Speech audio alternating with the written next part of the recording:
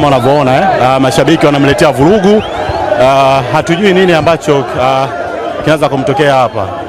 Wanamletea vurugu kutokana na matokeo ambayo wameyapata mashabiki wa Simba, sare ya goli 2-2 na Experience. Wanamletea vurugu mwenyekiti wa Simba Murtaza Mangungu. Kama Simba kila inapopata matokeo tofauti, basi Mangungu huwa ndio anahesabika yeye anakuwa kama anaifanyia timu mabaya.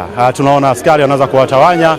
Mwenyekiti amerusha ngumi baada ya kupigwa na shabiki.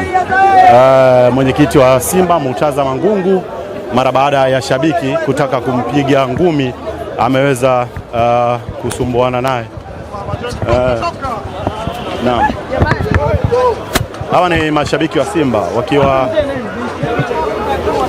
wanamlalamikia Murtaza Mangungu, mwenyekiti wa klabu ya Simba, mara baada ya mchezo kumalizika, wakiwa wanamuuliza kitu gani ambacho kimefanyika kwenye klabu ya Simba.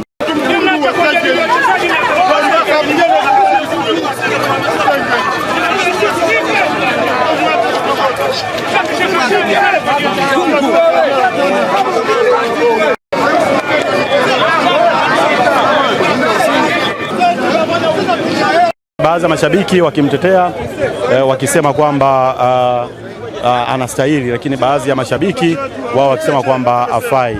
Mangungu mwenyewe ndio anaendesha gari, yupo kwenye gari, anataka kuondoka kutokana na aina matokeo ambayo yamepatikana klabu ya Simba kutoa sare goli 2-2. Murtaza Mangungu yupo kwenye gari, kama unavyomwona, yeye ndio anaondoka kwenye gari, yeye ndio anaondoka kwenye gari mara baada ya matokeo. Yule pale Murtaza Mangungu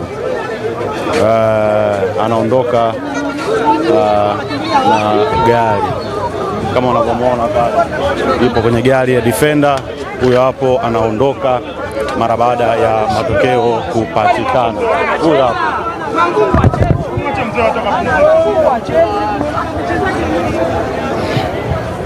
Mangungu anaondoka. Huyo ni mwenyekiti wa klabu ya Simba Murtaza Mangungu.